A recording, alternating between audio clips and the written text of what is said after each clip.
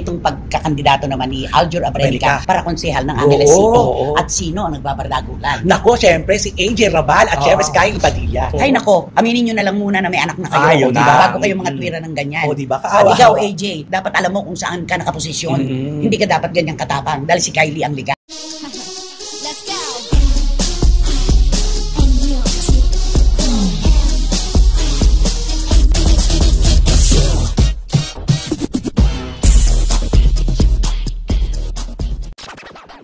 Ito po ay pinagpipistahan ng buong bayan ngayon. Wala po tayong magagawa kasi napapanahon din itong pagkakandidato naman ni Aljur Abrenica para konsehal ng Angeles City. At sino ang nagbabardagulan? Nako, syempre si AJ Rabal at syempre si Kylie Padilla. Si Kylie kasi ang nauna eh. Actually, tahimik yung AJ at saka Aljur. Nung pagka-file, ilang oras lang lumipas, eto na si Kylie. Yun yung dati. May bago nga ngayon yung binasa niyang libro.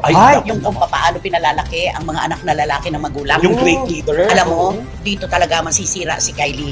Hindi kino-question ang pagpapalaki ng magulang sa kanyang anak. Ang bawat magulang may kakaibang atake. Merong namamalo, merong nagpapayo lang. Dahil hindi naniniwala na ang pamamalo ang magpapabago sa kanilang anak. Ang kakaiba yan. At saka nakita naman natin nung magkasama sila, di ba? Laging kasama ni maayos. Aljur. Kahit nung maghiwalay na. Di ba? Kinukuha na pa, hiniram niya. Di ba? Makikita ba ay inaasikaso. Kaya nga, saan nahugot yung hugot ni Kylie? Saan ang galing yun na parang tamang pagpapalaki at respect? May galit pa. May galit pa sa bibig. Tinatawag nilang bitter. Parang ganon, kabiteran yun eh. Di ba? Kasi kapag talbos ng kamote na lang ang tingin mo sa lalaki, hindi ka na magbibiter-biter eh. Totoo. Di ba? At hayaan mo na. Pag wala na sa'yo yung lalaki, wala na sa'yo, pinakawalan mo na okay na yan. Pero pag nakikita mo pa, magsasalita ka pa rin, nagkakaroon ng lalo pa, at hindi nga sila nagsasalitang pareho kung ano ang kanilang sitwasyon. Bali-balita naman, okay, may AJ, itong si Aljur, siya din naman may napabalita. So pareho lang sila na meron. Ito namang si AJ Rabal, ginamit yung pangalan ng Panginoon. Alam mo naman, sabi nga, huwag natin gamitin in vain ang pangalan ng Panginoon. Tama naman yun. Pero ako nga lagi kong iniisip para kay AJ Rabal, kapag ang lahat ng tao ay humuhusga na sa kanyang mahal, kapag nagpaliwanag na sila pero hindi pa rin sila tinatanggap, sino na lang ang tangi mong pag-asa? Sarili mo na lang na pagkakilala kay Aljur at ang Panginoon. Yun naman ang totoo. At saka lahat tayo dumaan tayo sa ganyan, di ba? Naku, bahala ng Diyos. Di ba yung sinasabi natin, ipagpapasa Diyos. Yun eh. Yung lalo ko alam mo na may katotohanan, ipagpapasa Diyos ko na lang. Kaya dapat bigyan din natin ng kaunting kaluwagan yung linya ng pagsasabi ni AJ ng salita ng Diyos. Kasi ganun talaga eh, pag wala ka nang mapuntahan, pag ang lahat ay kumukontra na, Panginoon lang talaga. At saka sa posisyon ni AJ, nakakaawa talaga siya. Kasi una, siya yung sumasagot, tapos wala pa siyang hawak na papeles na siya illegal. Diba? Kaya parang, sino lang ang kakampi sa atin? Diba? Sa punto naman ng legalidad, syempre, talagang talo na naman siya doon. Yamado naman si Kylie dyan. Dahil hanggang hindi pa po napapawalang visa ang kasal nila ni Aljur, mag-asawa pa rin sila. At yun naman ay tinatanaw naman natin na tama naman yun, di ba? Kaya ang tawag sa kanya, bakit daw mga kabitsina yung pamatatapang? Di ba? Mga ganyan. Matatapang, di ba? Kung sino pa daw yung yan pa yung... Pero syempre, bibigyan din natin ng kanila. Kasi nagiging matapang si AJ. Kasi nagmamahal siya, na lubos-lubos na yung minamahal niya, hindi marunong magsalita at ipaglaban ng sarili. At saka kahit anong paliwanag ang gawin nila, hindi naman sila tinatanggap. Isa pa yun. Kasi naunahan sila ng negan. Yun, gano'n. Kaya kung anong sasabihin nila, parang sabihin ng tao, ano yan? Meron pa nga. Ay nako, aminin nyo na lang muna na may anak na kayo. Bago kayo mga tuwira ng ganyan. Diba? At ikaw, AJ, dapat alam mo kung saan ka nakaposisyon. Hindi ka dapat ganyang katapang dahil si Kylie ang legal. May mga ganun eh, di ba? Isipin mo naman sa murang edad ni AJ, di ba? Nakikipagsabata. Oo, napakabata. Yung pinagdaanan niya mga pelikula, tapos yung sitwasyon niya ngayon. Sumalang. Correct. Kaya isipin mo sa batang ito na talagang ang buhay talaga, diba? Kung nakita mo naman ngayon pagmamahal niya kay Aljur, sobra. Kaya nga siya nagkakaganyan. Isinaalang-alang ang karir, hindi nagagawa ng Viva Max. Dahil sabi ni Aljur, mas masaya siya kung hindi na lang siya gagawa ng ganon. Kita mo, kabuhayan nung AJ, pinagpalit sa pag-ibig. Talagang sabi nga natin, ang umiibig, laging bulag. Natatalo ng puso ang isip, di ba? Pero wala tayong magagawa. Kaya siya nagsasalita, walang nagtatanggol kay Aljur.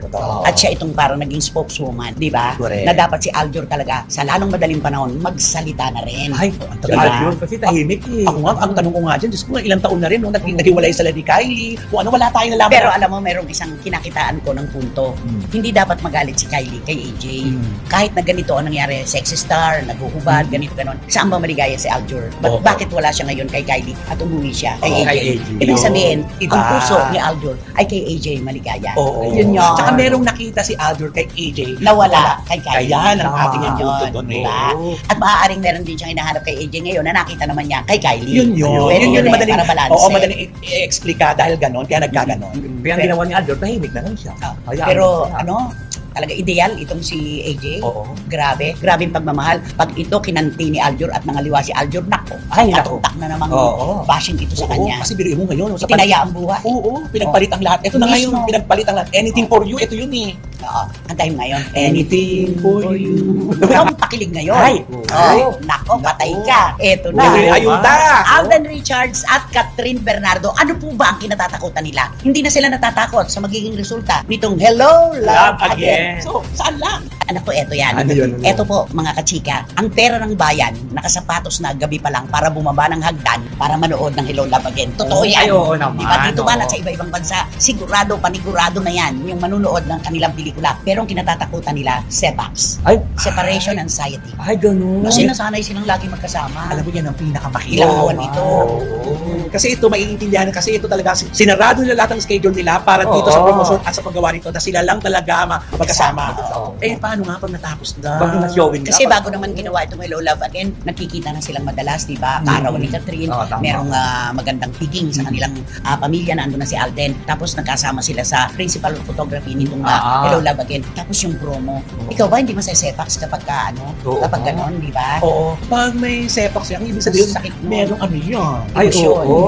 At ang alam ko, may umiiyak sa kanila. Ay, May Uy, sino yung sa umiiyak? kanila. Basta merong umiiyak dahil sa sepax na yan. ay. Separation anxiety na yan. Napakahirap. Babae ba o lalaki? Ay, hindi ko sasabihin. Siyempre Basta talaga. merong umiiyak sa kanila at po pwedeng dalawa pa silang Ay, umiiyak. ganun.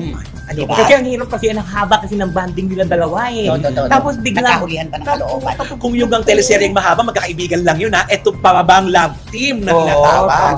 Di ba pag player ka, di ba pagka bago kayo sumuong sa laban, meron munang practice yan. Yes. Nakakulong kayo sa isang lugar at Oo. doon ang ensayo. Natapos ang labanan, pag uwian na napakasakit sa Ay, kalooban. oo, tama. Masakit talaga dahil ilang buwan kayo magkakasama. Mm. Di ba? Sa Tapos training. maghihiwalay na Tapos kayo. maghihiwalay kayo. Eh yun, wala pang pag-ibig na namamagitan ha. Oo. Samahan lang. Oo. Paano pa kung ganito na meron ng emosyon na nakatali? Ay, napakasakit oo, nun, di ba? So talagang nakakatakot talaga yan. Oo, yun ang kinatatakutan nila sa totoo Oo. lang.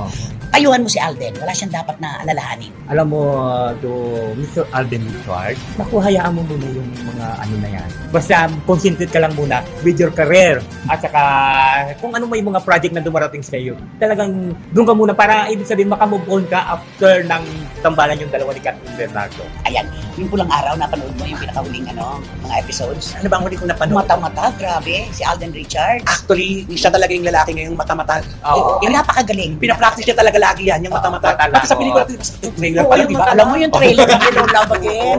Yung merong gumano na Oo. kurinero dito tapos Mata lang. na, di ba? Alam mo yung technique ni Nora Honor? Oo. Na, Oo. kuha ni Alden, ano? Kasi di ba nagsama sila sa teleserye sa Jenny?